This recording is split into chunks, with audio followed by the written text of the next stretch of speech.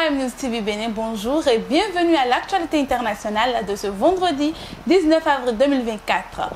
Au Kenya, le général Francis Ogola, chef des armées kenyanes, a perdu la vie dans un accident d'hélicoptère survenu ce jeudi 18 avril 2024 dans l'ouest du pays.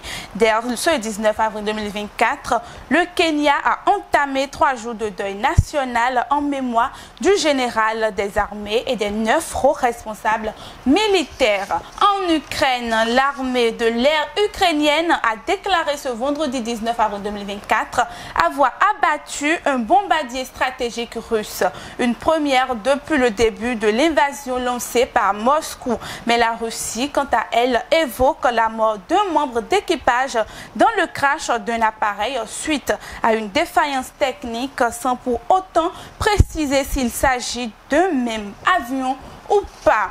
Pologne, soupçonnée de préparer un attentat contre le président ukrainien Vladimir Zelensky, un ressortissant polonais a été interpellé et mis en garde à vue par le parquet polonais et ukrainien. L'information a été rendue publique par un communiqué publié le jeudi 18 avril 2024. En Jordanie, depuis plus de 6 mois, des dizaines de personnes sont bloquées dans le pays pour défaut de passeport et de visa. Ceci après la fermeture de l'ambassade et de départ des fonctionnaires israéliens à l'ambassade israélienne d'Amman. Le gouvernement jordanien a partiellement résolu la crise en accordant aux Jordaniens souhaitant voyager dans d'autres pays un document de remplacement pour leur passeport en attendant l'ouverture de l'ambassade israélienne. En Inde, près de 970 millions d'Indiens sont appelés aux urnes pour désigner les 645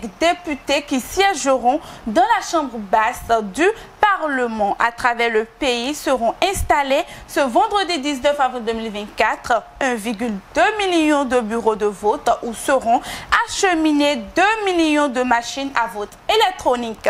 Le taux de participation de ces élections législatives dans le pays n'a cessé de s'accroître, passant de 45,7% aux premières législatives en 1951 à 67,1% aux législatives de 2019. Pour finir, les États-Unis ont mis fin ce jeudi à l'espoir d'adhésion pleine et entière des Palestiniens à l'ONU. Ils ont mis sans surprise leur veto au Conseil de sécurité à une revendication fustigée par leurs alliés israéliens. Rappelons que le dernier veto à l'adhésion d'un État à l'ONU date de 1976 quand les Américains avaient bloqué l'entrée dans le Vietnam. Chers amis téléspectateurs, merci de nous avoir suivis et à très bientôt.